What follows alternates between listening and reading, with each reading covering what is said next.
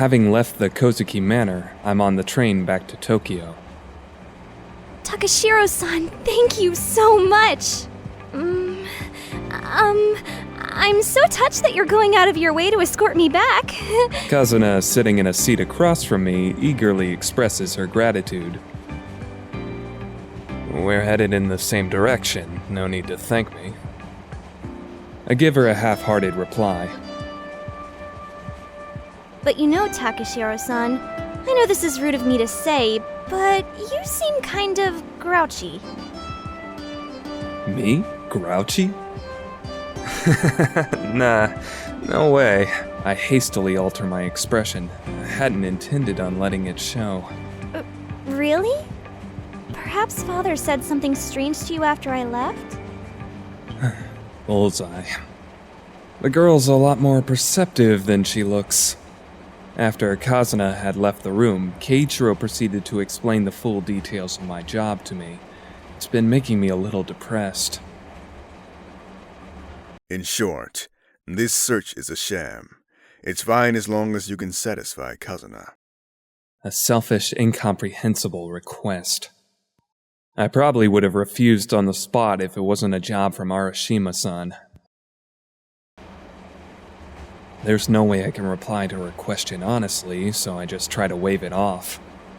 Nah, we were simply working out matters of payment. Oh. A period of awkward silence follows. Kazuna fidgets around and glances up at me. I can understand how she feels. She's probably uncomfortable being with an unsociable guy like me. Then again, I don't have much in common to talk about with a girl of her age. I sigh and stare out the window. A world blanketed in snow whips by. There's no point in keeping silent like this. By the way, Kazuna-san. In preparation for tomorrow's investigation, I try asking her something that's been weighing on my mind this entire time. I heard you're acquainted with the person who spotted Yura-san in Ueno? Yep. They're one of my fans. Huh? Fans, you say? Kazuna freezes momentarily. It's not what you think! Kazuna blushes and starts flailing about, all the while trying to play down what she just said. This girl just can't seem to stay still. They're nothing special, really. They're more like people here and there who cheer me on, even though I don't deserve it. Wow, they cheer for you? Amazing. You're quite popular, huh? No! That's not it at all! You're totally getting the wrong idea, Takashiro-san! The cheering I'm talking about and the cheering you're thinking of are probably completely different things. Right. I can't understand what she's saying at all. It'd be nice if she got her words in order before speaking. Let's see. Right now I'm a stage actress in Tokyo. Oh, I should have said that first. You must think I'm some kind of weirdo. So you agree? Oh my gosh, I'm all nervous because I'm in front of someone I just met. Everyone in my theater group says I'm super normal, I swear. Please calm down, Kazuna-san. We were discussing the person who saw Yura-san. Oh, right! What's important is my sister. I'll calm myself down right away. Kazuna huffs, puffs, and takes several deep breaths. Is she really going to be alright? Let's see. I had just landed a big role at the Ueno Theater, and it happened after our production ended. The person in question has always been one of my supporters. On that day, he came backstage to say hello, and he told me. On his way to the theater, he spotted a girl that looked like me. He said that she was hurrying along a deserted road in Aoimachi, trying to hide her face. Aoimachi Ueno. That's the nickname of a lawless area that starts behind Ueno Station and stretches over to Kanaeiji. Homeless people and hobos gathered and formed a slum district on land that was left undeveloped after the war. A lot of criminals and fugitives tend to find their way into that area due to the lack of law and order. Did he give any specifics about Yura-san's appearance?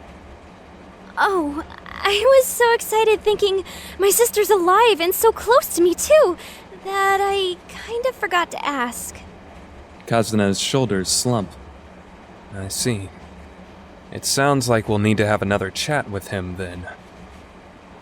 After that, I'll go collect information in the slums. Luckily, I'm well known around Ueno. I make a mental checklist of what I need to do tomorrow. Takashiro-san.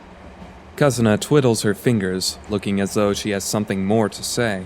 I suppose it may be because I've opened up to her a bit, but Kazuna's become a lot more expressive. I have a favor I'd like to ask of you. You could almost call the way she's looking up at me cute, but I can't help but have a really, really bad feeling about this. And what would that be?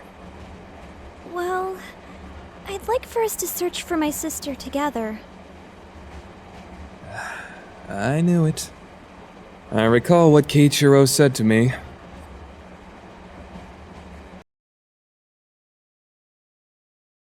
Kazuna might ask to participate in your investigation. That's just how she is. She never backs down once she's brought up an idea. Remember, this is just to satisfy Kazuna. When that time comes, don't refuse. She'll likely give up sooner if she participates in the search and is unable to find Yura herself. It won't help the investigation at all if Kazuna tags along. In fact, she'll probably just get in my way. Moreover, I'm going to the slums to investigate. There's also that homicidal maniac causing trouble around Ueno. Bringing her along may put her in danger. However, I can't go against the wishes of my client. Honestly, though, I'd rather not be forced to follow through with that arrogant man's plan. Alright, I'll be counting on your assistance. I knew it. I knew you'd say no. You're probably thinking something like, "Don't tell me how to do my job, you stupid woman." Right? But please, please let me join you. I really want to find my sister. She grabs me firmly by my hand and looks into my eyes, dead serious. Come on, at least listen to what I'm saying. I already said that I appreciate your help. Uh-huh? You really mean it? Yep. Thank you so much, Takashiro-san. I'll try my very best not to get in your way. She waves my arm around. Seriously, this girl can't give it a rest. But what about your work at the theater, Kazuna-san? Oh, that won't be a problem. We just finished a big production, so I'll find a way to wrangle some time off. I'll try my best, yep. Kazuna's pretty fired up. Well, I'll be counting on you. Could you come to a place in Ueno called the Yukishiro tomorrow afternoon? We'll meet up there. Aoimachi is pretty close by. I quickly sketch a simple map and hand it over to Kazuna. Sure. Thank you very much. I feel a twinge of pain in my heart as I watch Kazuna bow with such a serious expression on her face. In short, this search is a sham.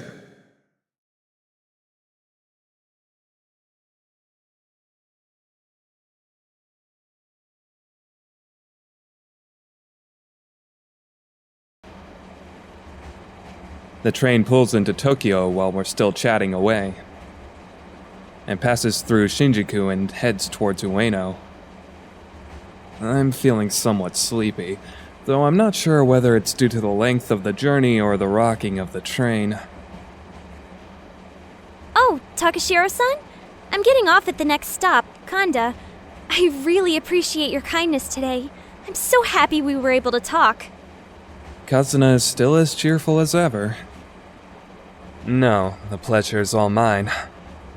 Are you renting a place somewhere in Kanda? Oh, no. I was taken away to my mother's home at an early age, and I've been living there ever since. Huh? Wait a second here. I'm not sure I understand this correctly.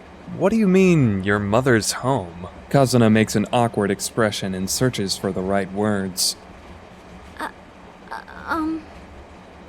But the moment Kazuna's about to tell me... Oh, we're here. It's Kanda. An announcement is made saying that we've arrived in Kanda and will be stopping momentarily. Oh, right. Sorry about cutting off our conversation halfway, Takashiro-san. I'll be taking off here. I don't mind at all. Okay. Well then, Takashiro-san, I'm looking forward to working with you in tomorrow's investigation.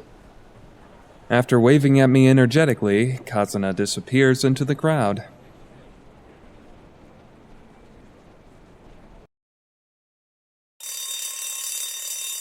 The train begins moving again. Now that the blabbermouth is gone, the train is enveloped in complete silence. I take a quick peek around, but there aren't very many passengers sharing the cabin with me. The sound of a hacking cough, the snoring of a drunk. Ah, yes, a great time for me to lose myself in thought. But why now?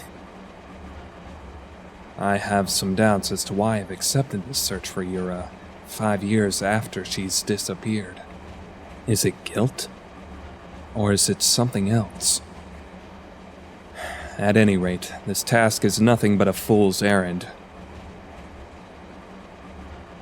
I watched the falling snow stream by my foggy window. Twilight, the city's wreathed in haze. Painful memories from 7 years past begin to surface inside my head.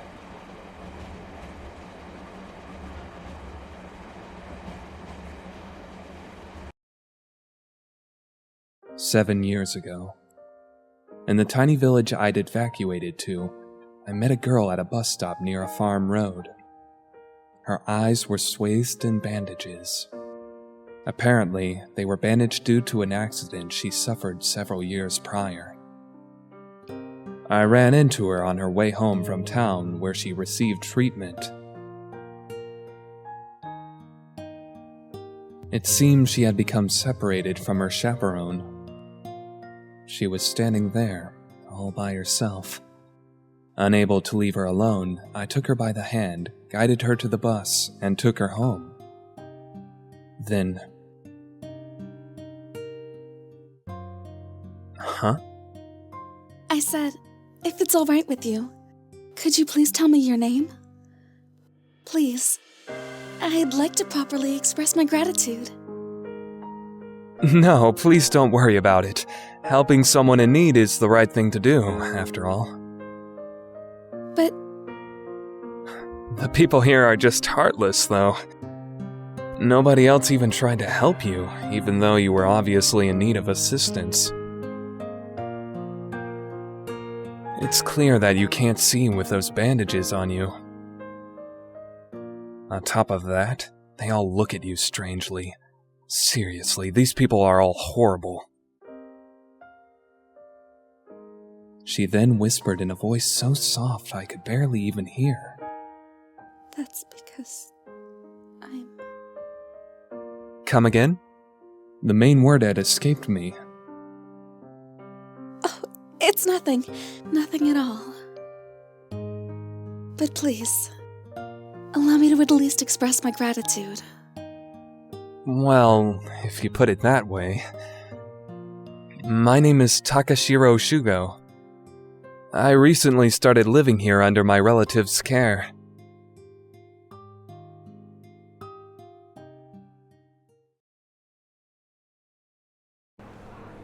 I've arrived in Ueno.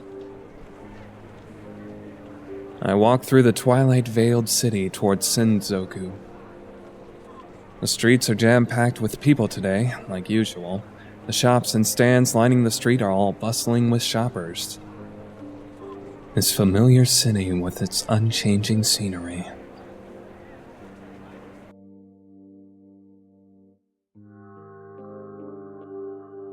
In the midst of the crowd stands a single food cart. Lured by the savory aroma of sauce, I peered over at the booth. Takoyaki, eh? Come to think of it, they're Hatsune's favorite food, right? I may be an unreliable freeloader, but I should play the role of the doting older brother from time to time. Alright. I'll take one order, old-timer. How much will it be? Cooking away with an impudent look on his face, the old man silently points to a sign beside him. 10 for 10 yen. With that, he returns to his work. Come on, buddy. You're in the customer service business. At least be a little more friendly. Well, I guess his attitude doesn't have anything to do with how they taste. I think things over. Don't people say that the more skilled the artisan is, the less sociable they are? Okay, I'll take 2 orders. As I'm about to pull my wallet from my pocket, I notice a phrase written on the lower half of his sign. Our new specialty, a bestseller in Russia. Russian yaki! What the heck are those? The price is the same as takoyaki, 10 for 10 yen.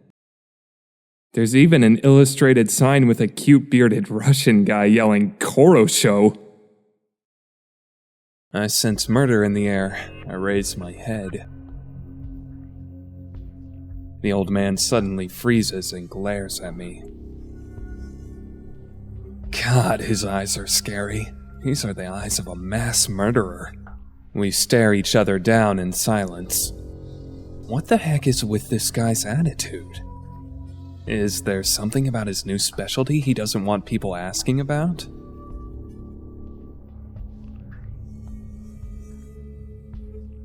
Gotta ask about it. Sir, what are those Russian yaki things? I timidly voice my question. I got nothing to do with that. Some idiot over at the head office who doesn't know how things work down here just went and put it up. Eh? But it's an order from the top. All us underlings can do is shut up and obey, right? I'm sick and tired of this. Things were the same during the war. Man, nothing's changed. This country, its people, everyone's just a bunch of bloody idiots. In the end, it's always us, the dregs of society, who are left scrabbling for leftovers. The heck did this old guy suddenly get all talkative for? Perhaps I mentioned some past trauma I shouldn't have touched on. Russian yaki, eh? You gotta have 'em. I don't mind grilling some up for you, but you're gonna regret it, kid. From the way he says it, I really do get the feeling that I'm going to regret it if I choose them. Sorry, I'll stick with the regular takoyaki. Good. You made the right choice. Humans are better off just living normally. You'll understand once you get older. After flashing me a grim smile, he gives me 4 extra takoyaki on the house. Maybe he's a good guy after all. Thanks for the business. I bid downtown farewell with the old man's gloomy voice at my back. Anyhow, what's the deal with those Russian yaki?